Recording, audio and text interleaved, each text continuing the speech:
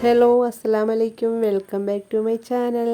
ഇന്ന് ഞാൻ ഉണ്ടാക്കാൻ പോകുന്നത് ബിരിയാണി ഇഷ്ടപ്പെടുന്നവർക്കായിട്ട് ഒരു ഹൈദരാബാദി ദം ബിരിയാണിയുടെ റെസിപ്പിയാണ് കാണിക്കുന്നത്.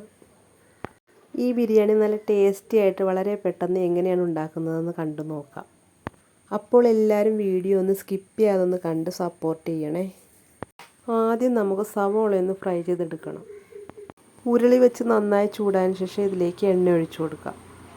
എണ്ണ നന്നായി ചൂടായതിനു ശേഷം 2 മീഡിയം സൈസിലുള്ള സവോള നീളത്തിൽ അരിഞ്ഞെടുത്തതാണ്. അത് നമുക്കിതിലേക്ക് ഇട്ടൊന്ന് ഫ്രൈ ചെയ്യാം. മീഡിയം ഫ്ലെയിമിലിട്ട് വേണം ഫ്രൈ ചെയ്യാൻ. ഒരു ഗോൾഡൻ ബ്രൗൺ കളർ ആയതിനു ശേഷം നമുക്ക് ഈ എണ്ണയിൽ നിന്ന് കോരി മാറ്റാം. ഇനി ചിക്കൻ ഒന്ന് മാരിനേറ്റ് ചെയ്തെടുക്കണം. 1 കിലോ ചിക്കൻ നന്നായി കഴുകി വൃത്തിയാക്കിയതിന് ശേഷം നമുക്ക് ഈ പാത്രത്തിലേക്ക് ഇട്ട് കൊടുക്കാം.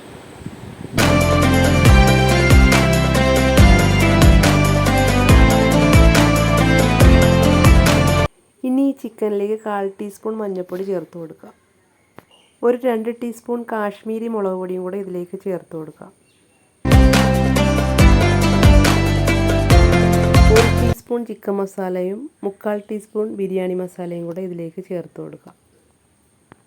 ഒരു 1/4 ടീസ്പൂൺ ഏലക്കാപ്പൊടിയും കൂടെ ചേർത്ത് കൊടുക്കാം. ഇനി ഇതിലേക്ക് ചതച്ച് വെച്ചിരിക്കുന്ന ഇഞ്ചി വെളുത്തുള്ളിയും കൂടെ ചേർത്ത് കൊടുക്കാം. ഫ്രൈ ചെയ്ത് വെച്ചിരിക്കുന്ന സവോളയും കുറച്ച് മല്ലിയിലയും പുതിനയിലയും ചെറുതായി അരിഞ്ഞത് ഇതും കൂടെ ഇതിലേക്ക് ചേർത്ത് കൊടുക്കാം. 1 സ്പൂൺ നെയ്യും കൂടെ ചേർത്ത് കൊടുക്കാം. ഇനി നമുക്കിതിലേക്ക് 1 കപ്പ് തൈരും കൂടെ ചേർത്ത് കൊടുക്കാം. നല്ലൊരു ടേസ്റ്റിന് വേണ്ടി കുറച്ച് പൈനാപ്പിൾ അരിഞ്ഞതും കൂടെ ഇതിലേക്ക് ചേർത്ത് കൊടുക്കുന്നുണ്ട്. ഇതിനി നല്ലതുപോലെ കൈകൊണ്ടൊന്ന് മിക്സ് ചെയ്യാം. നന്നായിട്ട് ഇതുപോലൊന്ന് മിക്സ് ചെയ്തതിന് ശേഷം നമ്മൾ സവോള ഫ്രൈ ചെയ്യാൻ ഉപയോഗിച്ച ഓയിൽ സ്വല്പം ഒഴിച്ചു കൊടുക്കാം.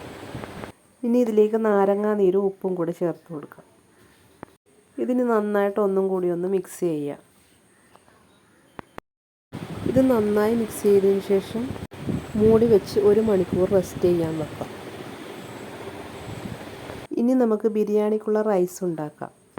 ഒരു പാത്രം വെച്ച് വെള്ളം ഒഴിച്ചു കൊടുത്തതിന് ശേഷം ഇതിലേക്ക് സാജീരകവും പട്ടയും ഗ്രാമ്പും ഏലക്കായും കൂടെ ചേർത്ത് കൊടുത്തിട്ടുണ്ട്. ഇതിലേക്ക് ഉപ്പും കൂടെ ചേർത്ത് നന്നായിട്ടൊന്ന് മിക്സ് ചെയ്യാം. മൂടി വെച്ച് ഈ വെള്ളം നന്നായി ചൂടായതിന് ശേഷം റൈസ് ചേർത്ത് കൊടുക്കാം. ഞാൻ 1 കിലോ സെല്ല റൈസാണ് ഇവിടെ എടുത്തിരിക്കുന്നത്. അരമണിക്കൂർ കുതിർത്തതിന് ശേഷം നന്നായി കഴുകിയെടുത്തതാണ്. നന്നായി ചൂടായ വെള്ളത്തിലേക്ക് റൈസ് ഇട്ട് കൊടുക്കുക.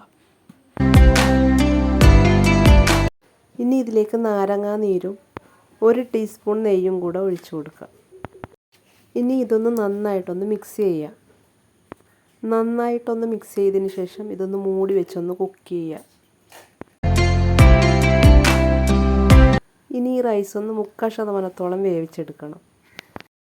ഇതിപ്പോൾ നന്നായി തിളച്ച് റൈസ് 3/4% വെന്ത് കിട്ടിയിട്ടുണ്ട്. ഇനി നമുക്കിതൊരു പാത്രത്തിലേക്ക് കോരി മാറ്റാം.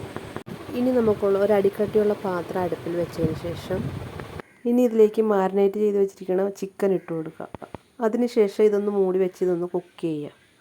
ചിക്കൻ ഇപ്പോൾ നന്നായി തിളച്ച് വെന്ത് കിട്ടിയിട്ടുണ്ട്. ഇനി ഫ്ലെയിം ഓഫാക്കിയതിന് ശേഷം ഇതിലേക്ക് വേവിച്ച് വെച്ച റൈസ് ഇട്ട് കൊടുക്കാം. റൈസ് ഇതുപോലൊന്ന് ഇട്ട് കൊടുത്തതിന് ശേഷം നന്നായിട്ട് ഇതുപോലൊന്ന് ലെവൽ ചെയ്ത് കൊടുക്കാം. കളറിന് വേണ്ടി കുറച്ച് മഞ്ഞൾപ്പൊടി പാലിൽ മിക്സ് ചെയ്തെടുത്തതാണ്. ഇത് നമുക്കിതിലേക്ക് ഒഴിച്ചു കൊടുക്കാം.